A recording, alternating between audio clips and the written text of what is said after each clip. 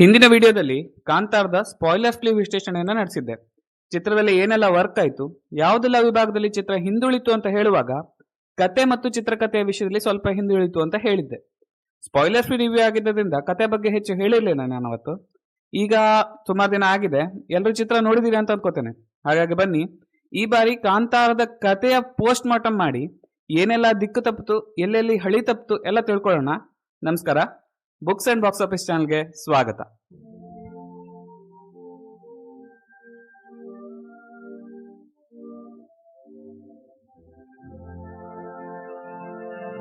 ಯಾವುದೇ ವಿಷಯವನ್ನ ಅನಲೈಸ್ ಮಾಡಬೇಕಾದ್ರೆ ನಾವೊಂದು ಸ್ಟ್ಯಾಂಡರ್ಡ್ ಅಂತ ಇಟ್ಕೊಳ್ಬೇಕಾಗ್ತದೆ.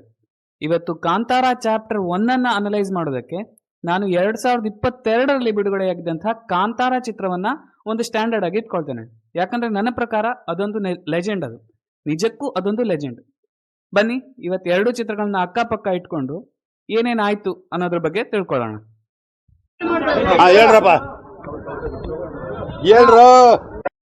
Kantara is A heroes journey.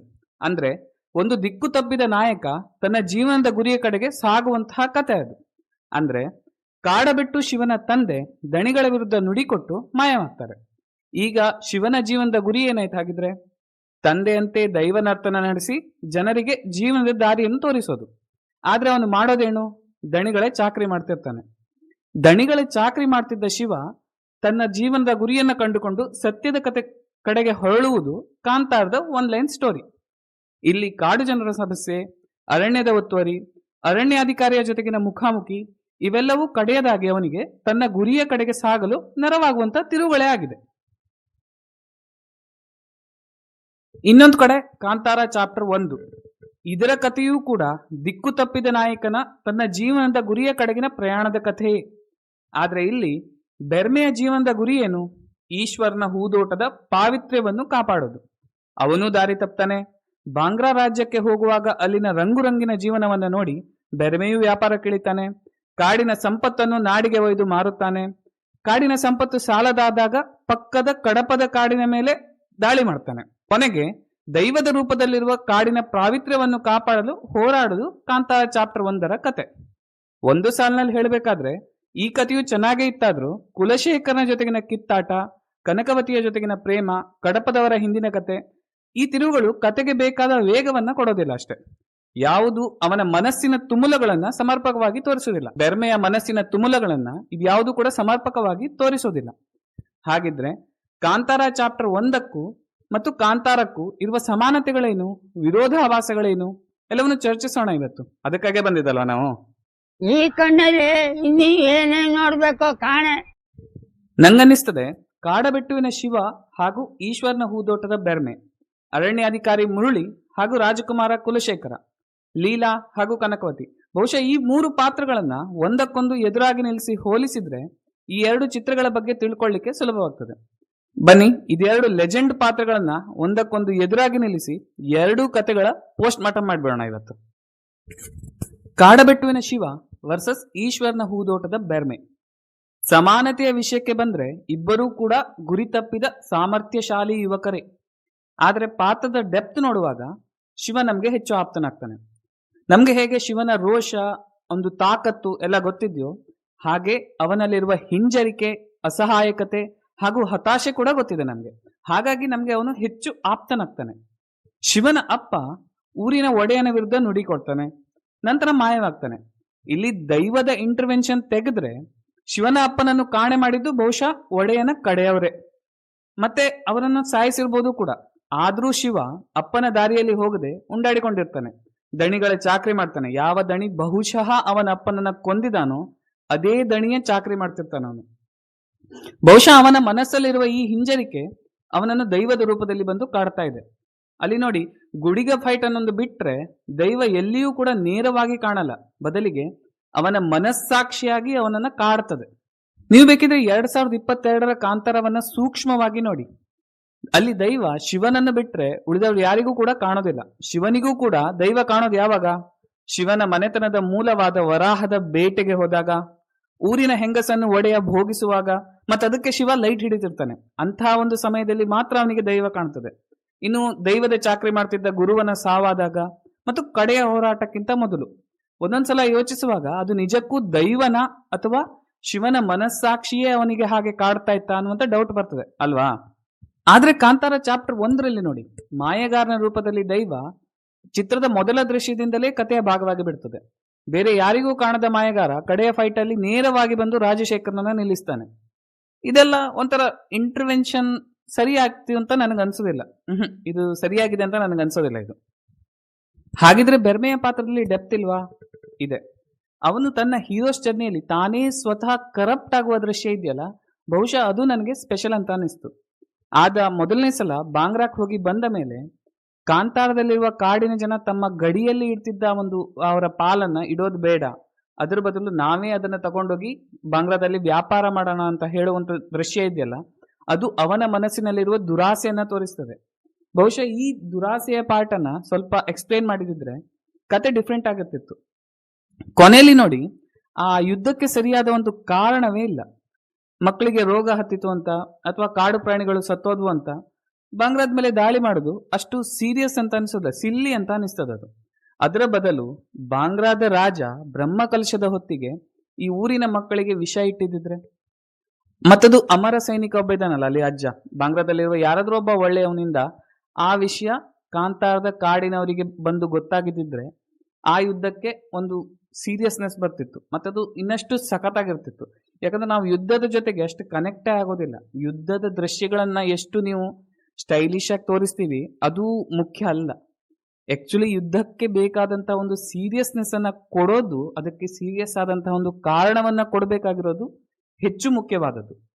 ಇಲ್ಲಿ ನೋಡಿ, ಬೆರ್ಮೆ ಕಾಡಿನ ಹೊಂಡದಲ್ಲಿ ಸಿಕ್ಕಿದವ, ಆದ್ರೆ ಪೂರ್ತಿ ಚಿತ್ರದಲ್ಲಿ ಆತ ಒಂದು ಸಲ ಕೂಡ ತಾನು ಎಲ್ಲಿಂದ ಬಂದೆ ಅನ್ನುವಂತ ಒಂದು ಪ್ರಶ್ನೆನ ಕೇಳೋದೇ ಇಲ್ಲ. ಇಡೀ ಚಿತ್ರವನ್ನು ನಾನು 2-3 ಸಲ ನೋಡಿದ್ದೇನೆ, ನಂಗೆ ಎಲ್ಲಿ ಸಹ ಆ ಒಂದು ಪಾಯಿಂಟ್ ಕಾಣಲೇ ಇಲ್ಲ ಅವನಲ್ಲಿ. ಬಹಿರಂಗದ ಹೊಡೆದಾಟಕ್ಕಿಂತ ಅಂತರಂಗದ ಕಿತ್ತಾಟ ಪಾತ್ರವನ್ನ ಜನರಿಗೆ ಹತ್ತಿರವಾಗಿಸ್ತದೆ. ಶಿವ ಹತ್ತಿರ ಆಗುದು ಇದೇ ಕಾರಣಕ್ಕೋಸ್ಕರ. ಅರ್ಥವಾಯ್ತಾ?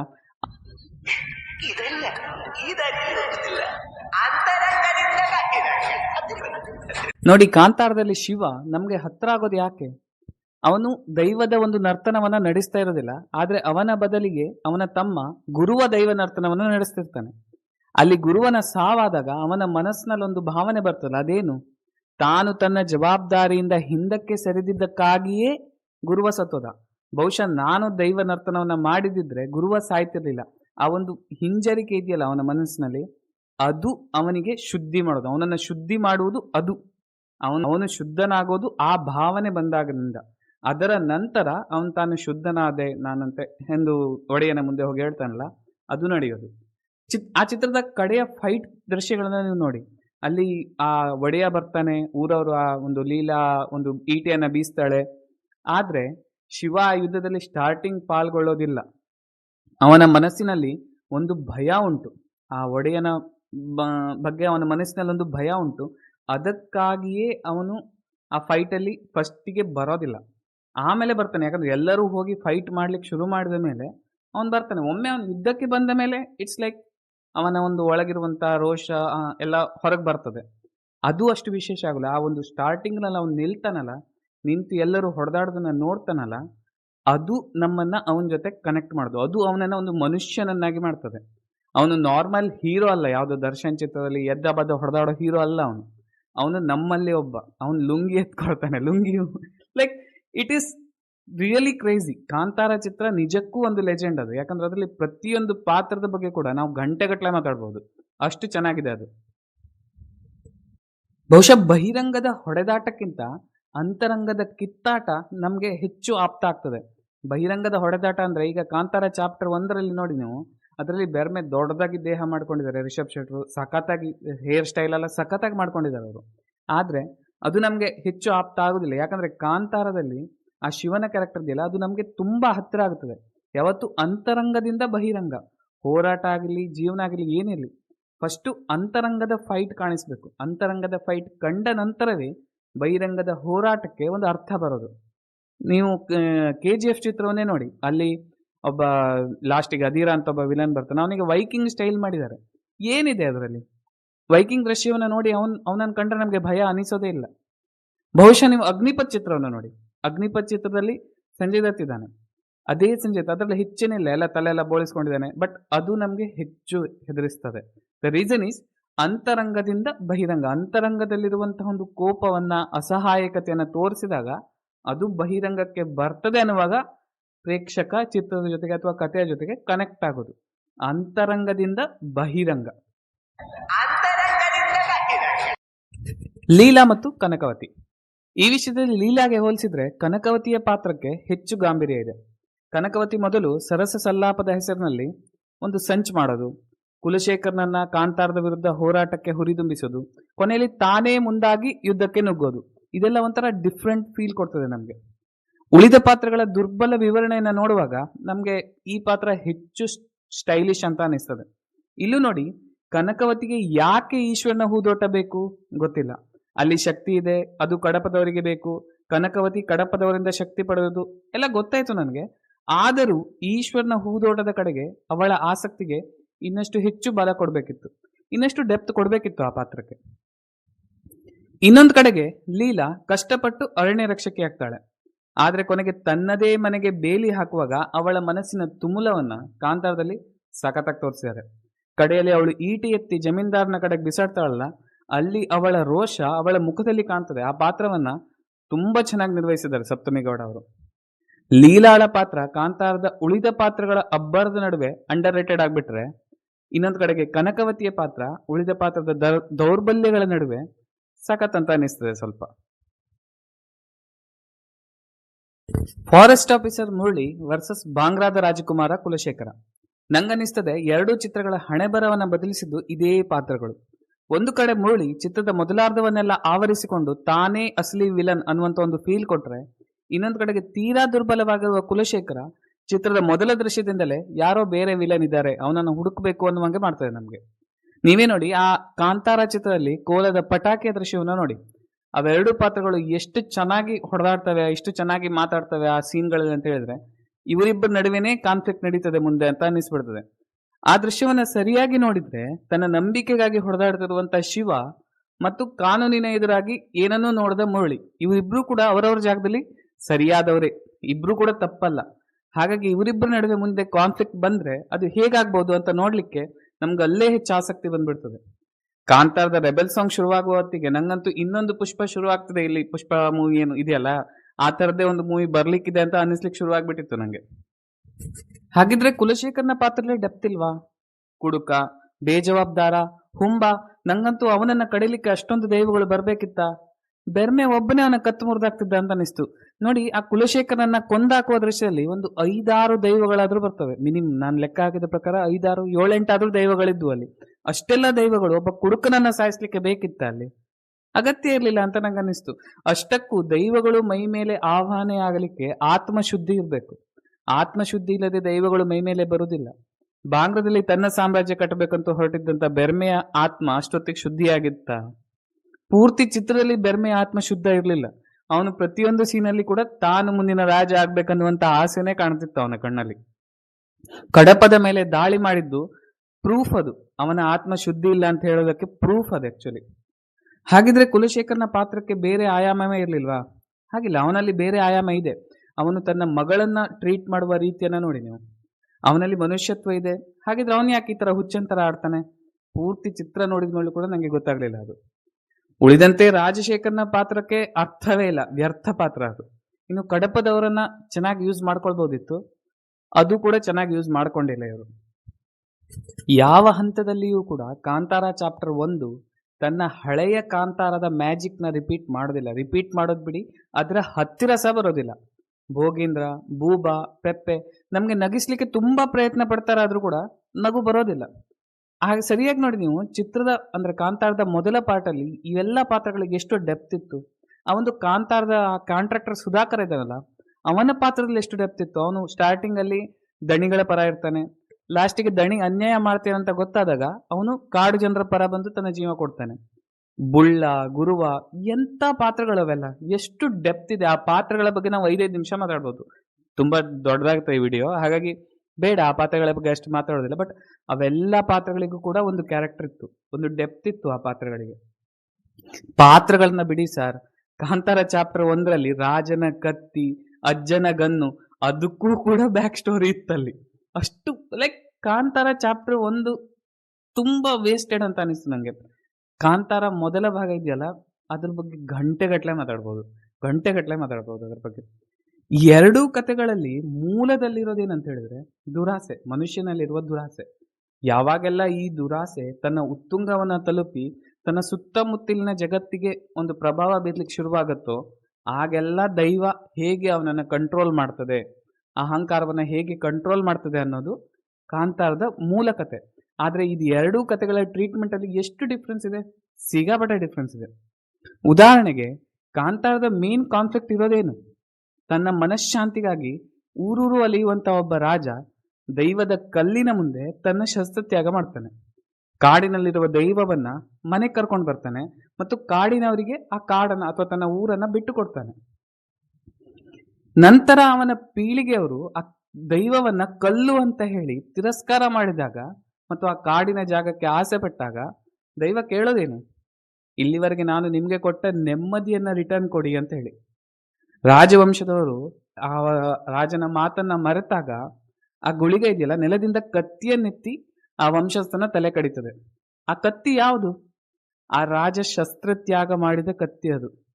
ರಾಜನ ಮಾತು ಕತ್ತಿಯ ರೂಪದಲ್ಲಿ ಬಂದು ತನ್ನ ವಂಶಸ್ಥನ ತಲೆ ಕಡಿತು, ಮಾತು ಮರೆತ ವಂಶಸ್ಥನ ತಲೆ ಕಡಿತು.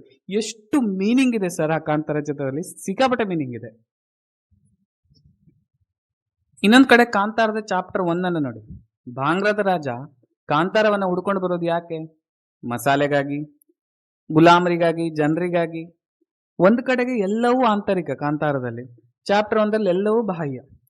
ಚಾಪ್ಟರ್ 1 ಮಾಟ ಮಂತ್ರ ಭೂತ ಅನ್ನೋದನ್ನ ಬಿಟ್ರೆ ರಾಜಶೇಖರ, ಕನಕವತಿ ಹಾಗೂ ಕಡಪದವರು ಯಾಕೆ ಕೆಟ್ಟವರು ಅಂತ ಕಡೆ ತನಕ ಗೊತ್ತೇ ಆಗೋದಿಲ್ಲ. ನೋಡಿ, ಅವರು ಕಾಂತಾರದಲ್ಲಿ ಅಧಿಕಾರಕ್ಕೋಸ್ಕರ ಆಸೆ ಪಟ್ರು, ಹಣಕ್ಕೋಸ್ಕರ ಆಸೆ ಪಟ್ರು, ಬೆರ್ಮೆ ಕೂಡ ಪಡ್ಲಿಲ್ವಾ ಆಸೆಯನ್ನ? ಅವನು ಬಾಂಗ್ಲಾ ರಾಜ್ಯಕ್ಕೆ ಬಂದ ಮೊದಲ ದಿನವೇ ತಾನು ವ್ಯಾಪಾರ ಮಾಡಬೇಕು ಅಂತ ಹೊರಡ್ತಾನೆ. ವ್ಯಾಪಾರಿ ಬುದ್ಧಿ ಅವನಲ್ಲೂ ಇತ್ತು. ತನ್ನ ಕಾಡಿನ ಸಂಪತ್ತು ಖಾಲಿ ಆಯಿತು ಅಂತ ಗೊತ್ತಾದಾಗ ಅವನು ಪಕ್ಕದ ಕಡಪದ ಕಾಡಿನ ಮೇಲೆ ರೈಡ್ ಮಾಡ್ತಾನೆ. ಒಂದ್ ರೀತಿ ನೋಡಿದ್ರೆ ಬೆರ್ಮೆಯ ದುರಾಸೆಯೇ ಕುಲಶೇಖರನ ಕಾಂತಾರಕ್ಕೆ ಕರ್ಕೊಂಡು ಬಂದಿದ್ದು. ತಾಯಿ ಬೈದಿಯ ಸಾವು ಅಥವಾ ಇಂಟರ್ವಲ್ ಹೊತ್ತಿಗೆ ಆ ಬೆರ್ಮೆಯ ಒಬ್ಬ ಫ್ರೆಂಡಿನ ಸಾವಾಗ್ತದಲ್ಲ, ಅದಕ್ಕೆಲ್ಲ ನೇರ ಕಾರಣ ಬೆರ್ಮೆಯೇ. ಹಾಗಿದ್ರೆ ಅವನು ದೈವದ ಆಹ್ವಾನಕ್ಕೆ ಯೋಗ್ಯನಾಗಿದ್ದವನ? ಅವನ ಆತ್ಮ ಶುದ್ಧಿಯಾಗಿತ್ತ? ಇದೆಲ್ಲ ಸಣ್ಣ ಸಣ್ಣ ಸಣ್ಣ ಸಣ್ಣ ಪಾಯಿಂಟ್ಗಳು, ಗೊತ್ತೇ ಆಗಲ್ಲ. ಅಂದ್ರೆ ಚಿತ್ರವನ್ನು ತುಂಬಾ ಮಿಸ್ ಮಾಡ್ತಾ ಹೋಗುತ್ತೆ ಈ ಪಾಯಿಂಟ್ಗಳು. ಇನ್ನು ಗುಲಾಮಗಿರಿಯ ವಿಷಯ, ಮನುಷ್ಯರ ವ್ಯಾಪಾರದ ವಿಷಯ. ಬಹುಶಃ ಈ ಚಿತ್ರವನ್ನ ಮನುಷ್ಯರ ವ್ಯಾಪಾರದ ಮೇಲೆ ಸೆಂಟ್ರಿಕ್ ಆಗಿ ಇಡಬೇಕಿತ್ತು. ಈ ಗುಲಾಮರು ಎಲ್ಲಿಂದ ಬರ್ತಿದ್ರು? ರಾಜ ಅಷ್ಟೊಂದು ಜನರನ್ನ ಮಾರಾಟ ಮಾಡ್ತಿದ್ನಲ್ಲ, ಎಲ್ಲಿಂದ ಕರ್ಕೊಂಡು ಬರ್ತಿದ್ದ ಅವರನ್ನ? ಒಂದು ದೃಶ್ಯದಲ್ಲಿ ಈ ಮನುಷ್ಯರ ವ್ಯಾಪಾರವೂ ಕೂಡ ಸರಿಯಾಗಿ ನಡೀತಿರ್ಲಿಲ್ಲ ಅನ್ನೋದನ್ನ ಅವ್ರು ತೋರಿಸಿದೆ. ಪೆಪ್ಪೆ ಒಂದು ಕಡೆಗೆ ಬೂಬನಿಗೆ ಹೇಳ್ತಾನೆ, ನೀವು ಲಾಸ್ಟ್ ಟೈಮ್ ನನಗೆ ಕೊಟ್ಟಿರುವಂತಹ ಮುದುಕರು ಹೇಗಿದ್ದಾರೆ ನೋಡಿ ಅಂತ. ಅಲ್ಲಿ ಮುದುಕರನ್ನ ತೋರಿಸ್ತಾನೆ. ಅಂದ್ರೆ ಮನುಷ್ಯರ ವ್ಯಾಪಾರ ಕೂಡ ಅಲ್ಲಿ ಸರಿಯಾಗಿ ನಡೀತಾ ಇರ್ಲಿಲ್ಲ. ಈ ಭಾಗವನ್ನು ಆಕ್ಚುಲಿ ಸರಿಯಾಗಿ ತೋರಿಸ್ಲಿಲ್ಲ. ರಾಜಶೇಖರ್ನ ಅಪ್ಪ ಕಾಡಿನ ಜನರನ್ನ ಹಿಡ್ಕೊಂಡು ಬಂದು ಗುಲಾಮರನ್ನಾಗಿ ಮಾಡ್ತಿದ್ದ. ಅವನು ಸತ್ತ ಕೂಡ್ಲೆ ಈಶ್ವರನ ಹೂದೋಟದವರೆಲ್ಲ ಓಡಿ ಬಂದ್ರು. ಹೇಗೆ? ಅವನನ್ನ ಕಾಯಲಿ ಕಲಿಯಾರು ಜನ ಇರ್ಲಿಲ್ವಾ ಈ ಬೆಂಗಳೂರು ರಾಜ್ಯದಲ್ಲಿ? ಗೊತ್ತಿಲ್ಲ. ಕಾಡಿನವರು ತಾವು ಗಳಿಸಿದ್ರಲ್ಲಿ ಒಂದು ಪಾಲನ್ನ ಗಡಿಯಲ್ಲಿ ಇಡ್ತಿದ್ರು, ಆ ಪಾಲನ್ನ ಬಾಂಗ್ಲಾದವರು ತಗೊಂಡೋಗಿ ವ್ಯಾಪಾರ ಮಾಡ್ತಿದ್ರು. ಬ್ರಹ್ಮ ರಾಕ್ಷಸನ ಹೆಸರಲ್ಲಿ ನಡೀತಿರುವಂತಹ ಈ ಒಂದು ಅಂಡರ್ಸ್ಟ್ಯಾಂಡಿಂಗ್ ಏನ್ ತೋರಿಸ್ತದೆ? ರಾಜಶೇಖರ ಹಾಗೂ ಕಾಡಿನ ಜನರ ಮಧ್ಯ ಆ ಒಂದು ಗಡ್ಡದ ನಾಯಕ ಇದ್ನಲ್ಲ, ಅವನ ಮಧ್ಯ ಏನೋ ಒಂದು ಅಂಡರ್ಸ್ಟ್ಯಾಂಡಿಂಗ್ ನಡೆದಿತ್ತು ಅಂತ ಅನ್ಸೋದಿಲ್ವಾ ನಿಮ್ಗೆ? ಹಾಗಿದ್ರೆ ಈ ಕಥೆಯನ್ನ ಹೇಗೆ ಸರಿ ಮಾಡ್ಬೋದು? ನಂಗನಿಸ್ತದೆ ಜಸ್ಟ್ ಪಾಯಿಂಟ್ ಆಫ್ ವ್ಯೂನ ಚೇಂಜ್ ಮಾಡ್ಬೇಕಷ್ಟೇ. ದುರಾಸೆ ಅನ್ನುವಂತ ಒಂದು ಕಾನ್ಸೆಪ್ಟ್ ಅನ್ನ ಹೆಚ್ಚು ಚೆನ್ನಾಗಿ ತೋರಿಸ್ಬೇಕು. ಮತ್ತೆ ರಾಜಕುಮಾರ ನಮ್ಮ ಕುಲಶೇಖರ ಇದ್ನಲ್ಲ, ಅವನನ್ನ ಸ್ವಲ್ಪ ಸ್ಟ್ರಾಂಗ್ ಆಗಿ ಸೀರಿಯಸ್ ಆಗಿ ತೋರಿಸ್ಬೇಕಷ್ಟೇ. ಹೇಗೆ ಹೇಗೆ ಹೇಗೆ ಮುಂದಿನ ವಿಡಿಯೋದಲ್ಲಿ ನೋಡೋಣ. ಅಲ್ಲಿಯ ತನಕ ಲೈಕ್ ಮಾಡಿ, ನನ್ನ ಪ್ರಯತ್ನ ನಿಮ್ಗೆ ಇಷ್ಟ ಆಗಿದ್ದಿದ್ರೆ ಶೇರ್ ಮಾಡಿ, ಸಬ್ಸ್ಕ್ರೈಬ್ ಮಾಡಿ. ಮುಂದಿನ ವಿಡಿಯೋದಲ್ಲಿ ಸಿಗೋಣ.